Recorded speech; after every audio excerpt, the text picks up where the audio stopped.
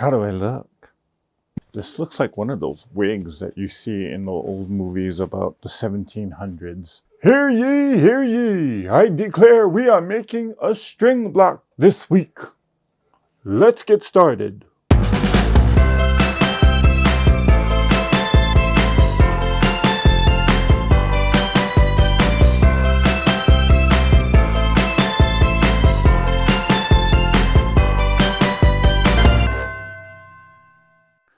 So I know that a lot of you that are following this series are just beginning your quilting journey. And I thought, well, maybe you don't know what a string quilt is, or maybe you've never made a string block. Well, this week is a perfect opportunity for you to learn how to make one. Take a look at this quilt behind me. This is actually a string quilt that I did a couple of years ago.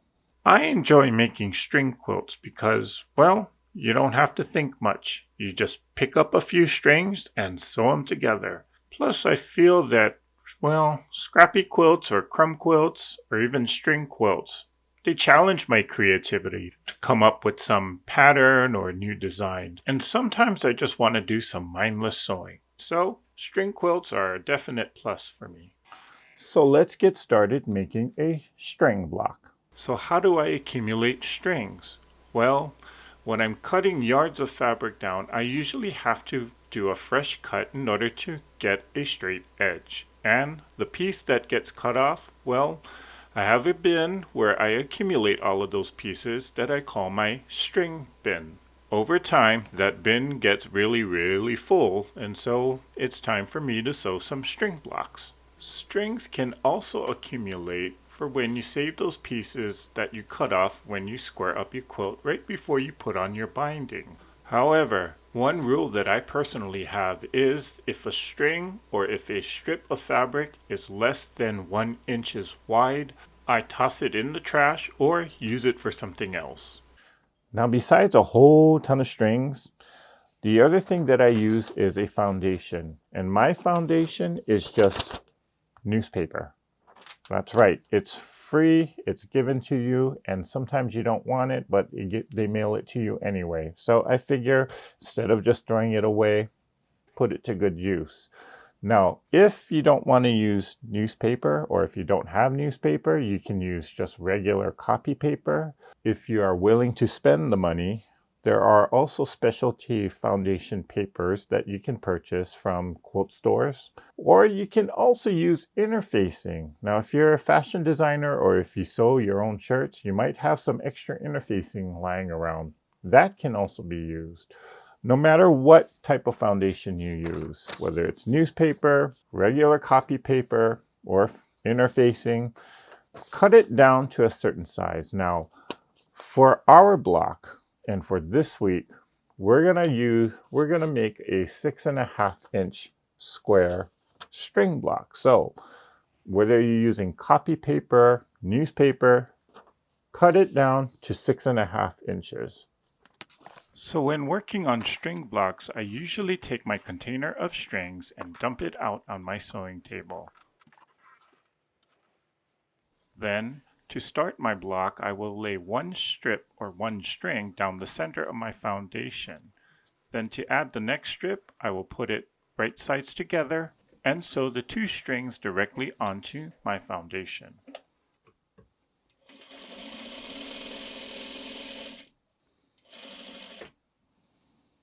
Make sure that your string pieces extend beyond your foundation, and any excess, just cut it off.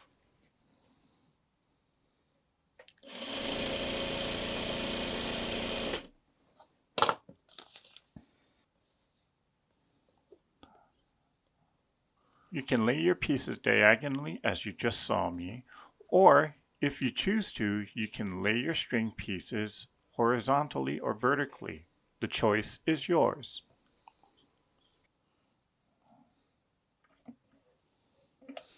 After each string is sewn and attached, you could either press it back with an iron or just finger press it. Continue adding strings, working your way from the center out to the left and right edges.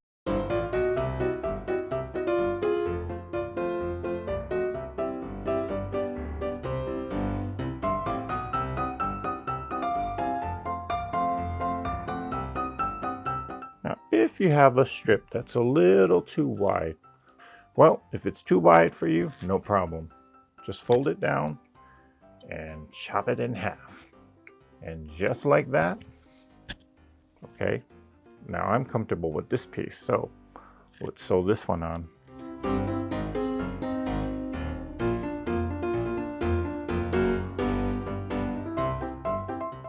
So the other thing that you can do when a strip is too wide, well, when you lay your next strip down, just cheat your way in. So you see here, this faded pink fabric here was just too wide. When I put this next strip down, I cheated inward.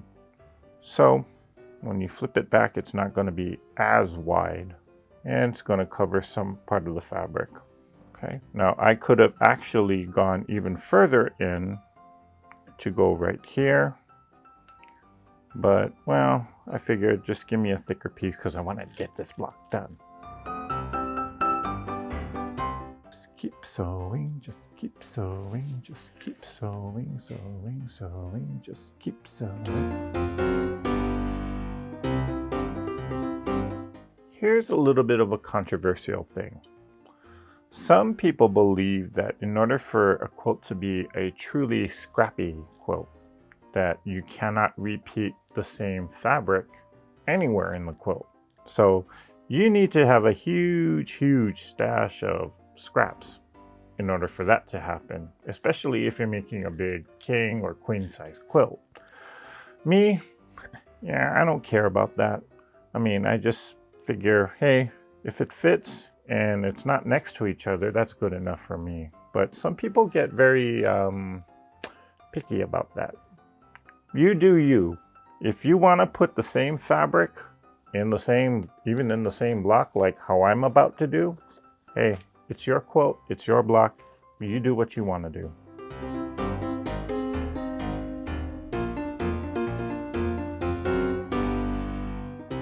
So when you choose your strips, you just want to make sure that it extends beyond whatever foundation that you're using. Okay, if this were to be, for example, if I choose this piece, that's really too short because I do have enough space here, but not enough down here. So you want to just make sure that it hangs over your foundation, just to ensure that it's not going to create a hole again, or that it's long enough.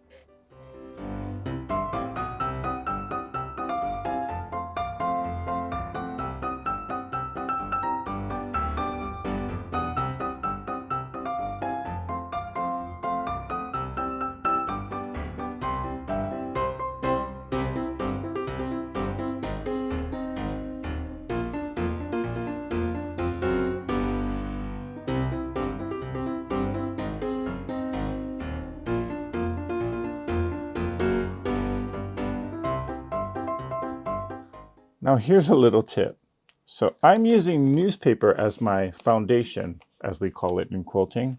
Now, as I come closer and closer to the edge, I'm trying to be aware of making sure that when I do sew the piece on, it's going to go all the way and cover up the entire newspaper. But as you can see here, I thought I had it, but there's still a little bit of piece of newspaper sticking out there. So not to worry. Here's how you can fix it. Just cut it down, use the scissors, and just cut it down a little bit more here. And just grab another piece. Just grab another piece and sew it on. Now this piece, I know when I turn it over, yep, it's going to cover the entire foundation. So let's do that. Okay, and again, let's check this particular block. Okay, now this one, I did a good job because as you can see here, you can't see any of the paper in the back. But notice how wide this strip is. So I may want to just cut it down anyway, just to get a little bit more variety. I could sew this piece on. Do I like that? Nah. Maybe we'll just keep the wide strip there. Okay. But I will trim this off here for a second. So that. And we'll sew one more piece. We'll look for a piece that's big enough to fit here. And I am going to use this. And I'm going to just cut off this green fabric here.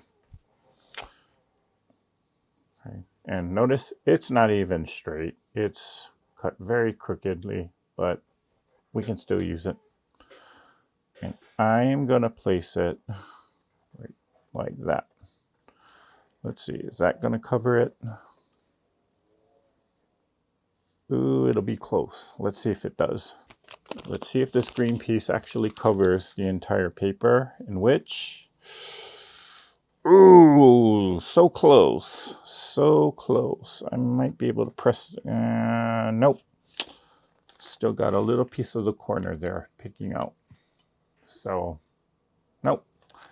Let's cut it down.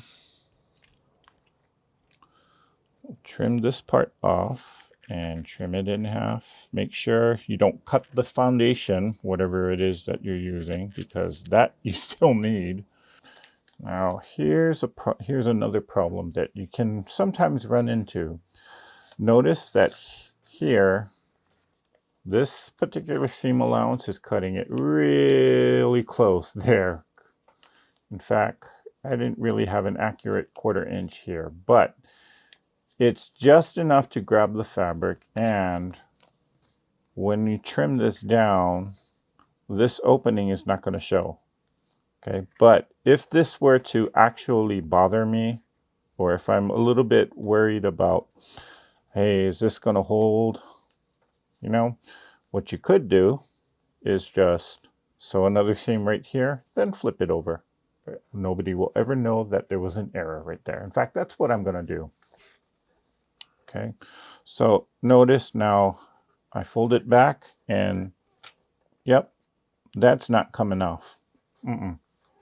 So even though you sewed 2 seams here, nobody's going to know it because it's going to get covered up anyway. So if you do find that your fabrics, or maybe your 1/4 inch turned out to be like 1/16 of an inch, just sew another seam.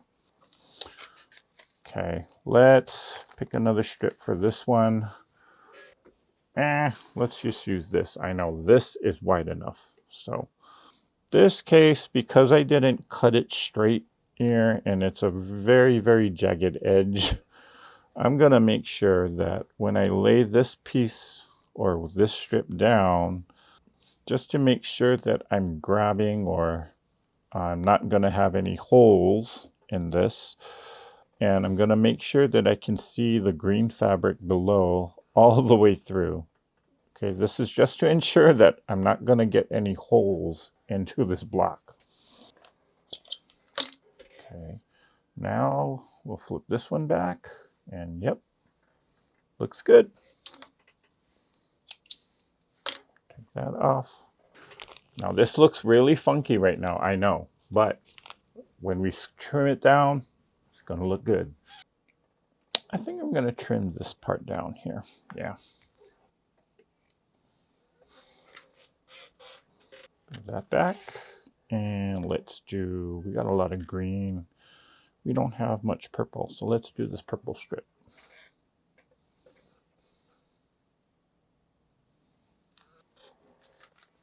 Let's see how we did with this.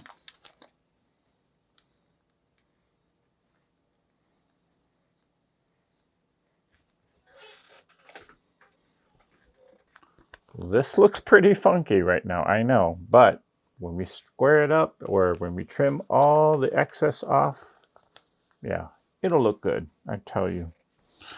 So from time to time, what will happen, especially if you're using paper, is your block can actually kind of bend like this. Not a big thing. All you really need to do is just hit it with the iron and it'll flatten out. So in fact, that's what I'm going to do here. Now this is flat. We are now at the point where we've sewed all of our strings. There's none of the foundation is showing up. So it's time to trim the blocks down. And to do that, very simple.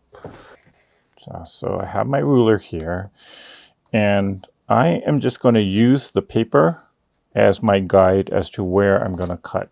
So I'm just lining up the edge here on the side and lining up the ruler edge and the paper edge right there on the side, and we'll just trim all of that off. Oh, and I can just trim that part off. Now, what to do with this? Well, if the pieces are actually big enough, you can throw this in your crumb bin and make a crumb block out of it. So like this red piece, I'm going to cut this off. Yep. Yeah, that'll do. So these pieces I can put in my crumb bin. The rest of this, if you want to save it and use it as stuffing, you can save it. In fact, that's exactly what I do here. Okay. Then we'll turn this around. We're going to trim up this side here, just lining up the edge of the paper or whatever foundation that you're using. You're just going to line it up and cut. And then again, if you got large pieces and you want to save them as crumbs, hey, you can do so. Just trim it off, turning around again.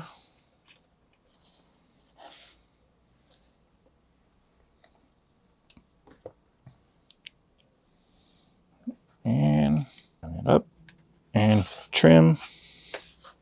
Last one.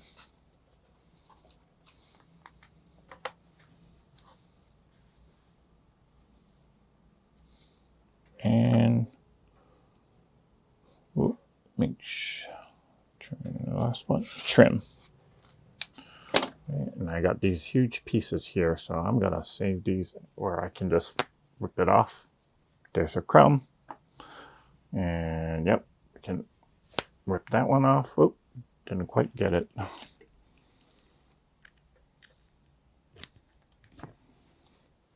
Trash or stuffing. And I'm going to put these in the crumb bin. And here is our string block. Okay, so on this one, we laid our strips diagonally.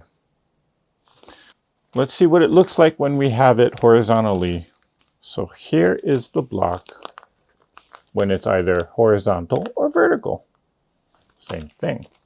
And notice I did not sew the pieces on straight. Some of them are very crooked, but hey, it's a string block. You make it your own.